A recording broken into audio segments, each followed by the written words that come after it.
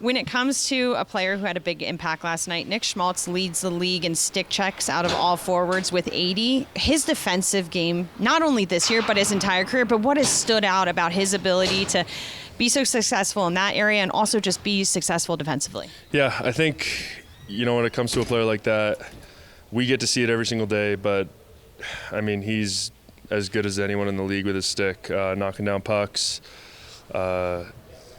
turnovers, all that stuff. That's a pretty cool stat to hear. But yeah, he probably should be getting some Selke votes. He's an awesome player defensively, and maybe even not even the stick checks, but he's always talking out there, communication without the puck. He's working hard. He's always in good spots. So he's an awesome player. I love playing with him, and glad he's on our team.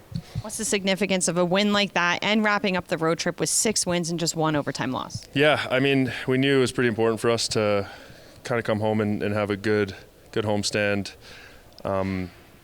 Emotional game, I think, obviously us not being happy with our start, but sticking with it.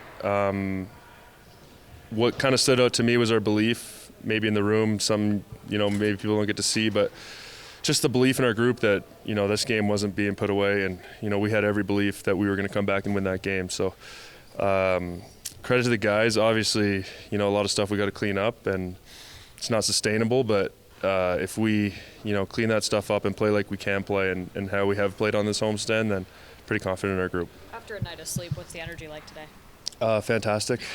No, slept great. It's, it's, like I said, emotional win. Adrenaline's flowing. We're just, to shut it down after a game like that's pretty tough.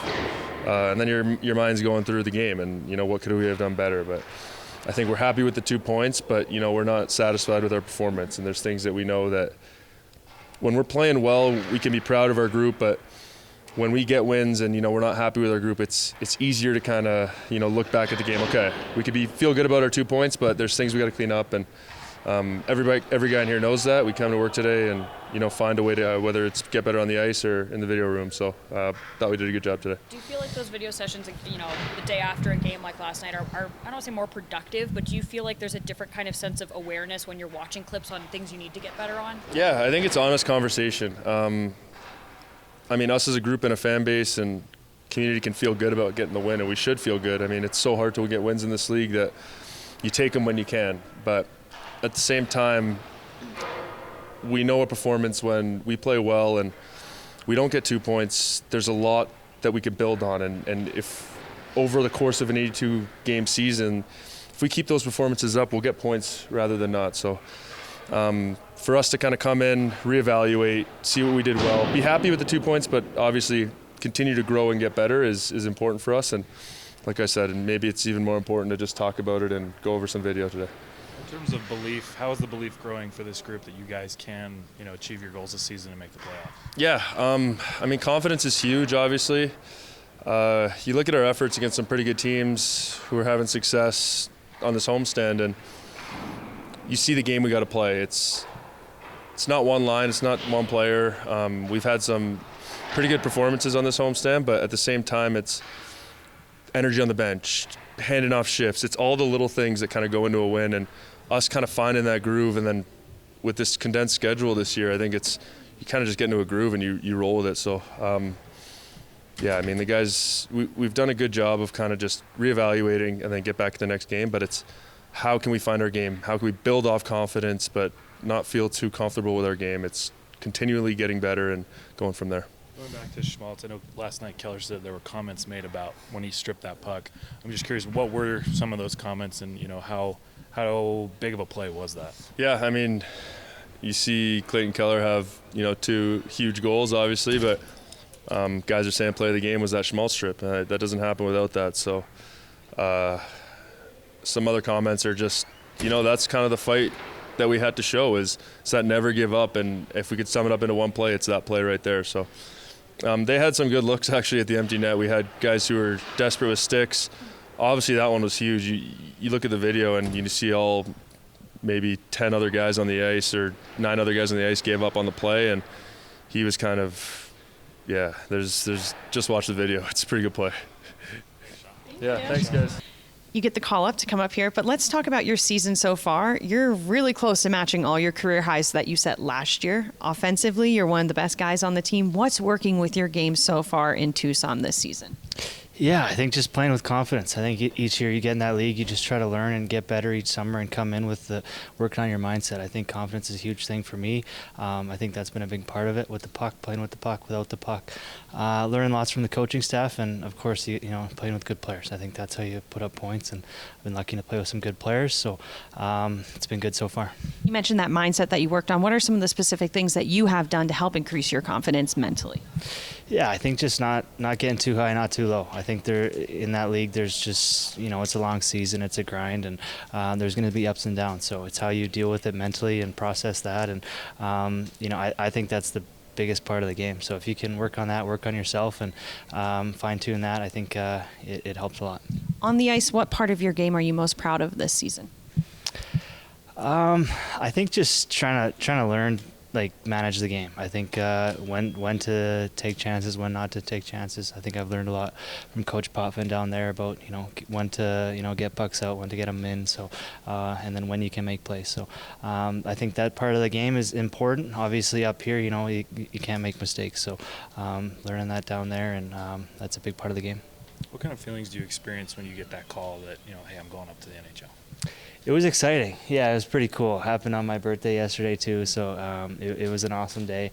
Obviously, just to be here and practice, and, you know, be part of the meetings, learn from the coaching staff, learn from the guys and how they handle themselves. It's been awesome so far, and it's just soaking it all in, taking it day by day, and working hard each day. I know it's cliche, but just trying to do my best and really soak this in.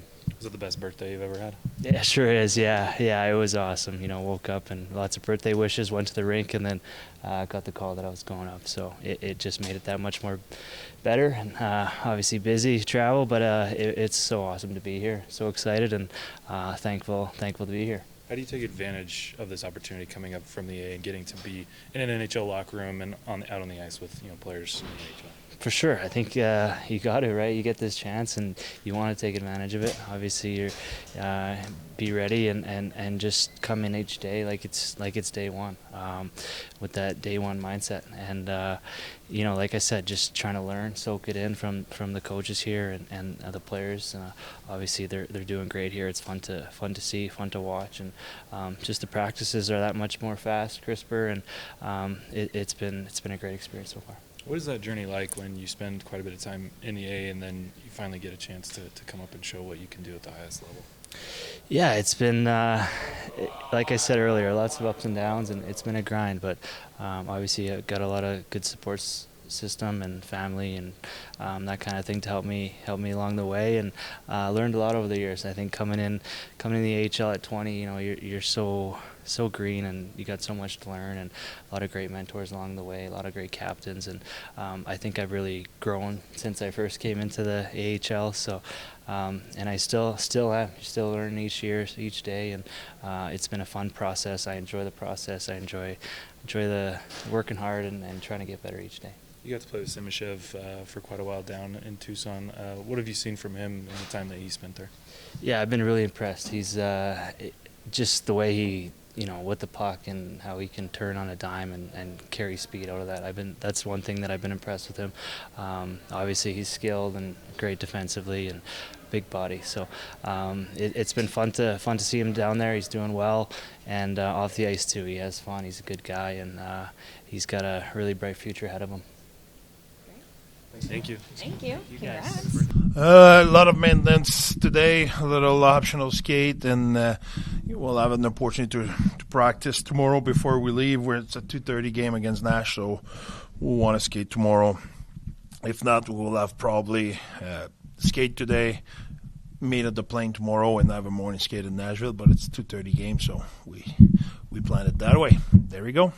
I know we've talked a little bit about that check that Schmaltz had last night, but he leads all forwards in the NHL with 80 stick checks so far this season. When it just comes to that extra effort he puts in and that drive, what have you seen all season long and throughout his career? Yeah, he has a really good – having a good stick is half of the battle. Having the IQ is the other half of the battle, and we could have had you need to have the effort and everything, but I think he has a really good feel for the game and a really good read, and his stick is in a good position, and obviously he's really effective with his stick. Cameron Hebig was called up, and we just chatted with him. Yeah. He worked so hard, and he had a great year last year, and he's already close to hitting career numbers again this season. What have you heard about his hard work on and off the ice, and what makes him such a good player? Yeah, that's what it is. His energy every day, his drive, his passion. You know what to expect from him, and I think he's a great energy player. He's a great person, loved by his teammate, loved by his coach. So I'm happy for him to get a reward.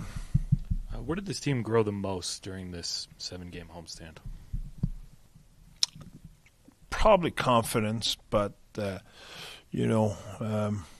will say probably confidence, belief, stuff like that. And it was there, but it just kind of put an exclamation point. And it's always that has to be precious, but at the same time, it's important to manage it the right way, because I said that before. If you don't stay in the present, stuff happen after. So we had success before. We had success last year. We had success early in the season. But every team in the season who aspires will have that kind of a stretch. So we cannot get carried away and think that's unique. Well, Toronto arrived here. They had one loss in 11 games or so on and so forth, and now it's not going as well for them. So you need to stay humble and just focus on the next one. The last, 10, there's nothing we can do about it. And we saw it yesterday. Every time you play against a team who's in that kind of a stretch, that raises your awareness, your urgency, you're ready to play. You don't want to get embarrassed. You saw how Philly arrived and how Seattle arrived, and it won't get any easier. So Nashville, they will be ready for us. So we cannot focus on them, but it's just a fact, and we need to be ready and just focus on the next game. The last 10 are over. You talk about learning from wins. I'm just curious how the reception was this morning with meetings and watching some of the video in terms of cleaning up the things you did want to see cleaned up. Yeah, we had a good discussion. I think that it's important to have a good mix between the thing we did good and we look back a little bit at the stretch, and there's confidence to take out of it. But at the same time, there's, like I told you, it's the same topic. There's confidence, but cannot get comfortable. If you get comfortable, there's tougher day ahead of us. So it's trying to find that balance, knowing what we have to do better, and having the right mindset, knowing whatever is the opponent, we need to arrive with the same grind mindset every night. Durzi and Sergachev getting a chance to work on some stuff by themselves. Just as far as a pair, where do you feel the trajectory of that grouping looks and what they're doing well right now? I think there's two guys who can move the puck, who can support the offense, but as well who can play really good defensively. I think I don't want to single them out more than anybody, but I think yesterday, if you look at our game, it's everybody who we start the game just not as hungry than maybe Philly was. So I think what I like a lot about those two guys is they take a lot of ownership, and when they look at their game, what they can do better, and they know exactly who they are. So they're mature guy, they're leader in our team, and we rely a lot on them. Last season, you guys had a few games where you had leads similar to what Philly had last night. You ended up losing. Now this season, obviously last night, you were able to be on the other side of that. Mm-hmm. How have you seen this group progress to being on one side of that to now the other? Yeah. I think we, in the past, had a lot of comeback win in the last 5 years.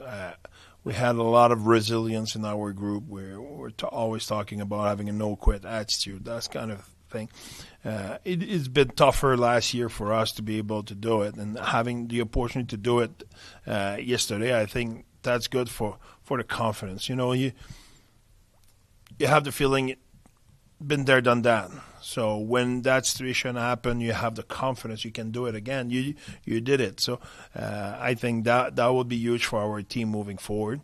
But the no quit being resilient in our player that never changed. We have some games this year where we had atrocious start. We were not in the game, halfway in the game, and we never quit.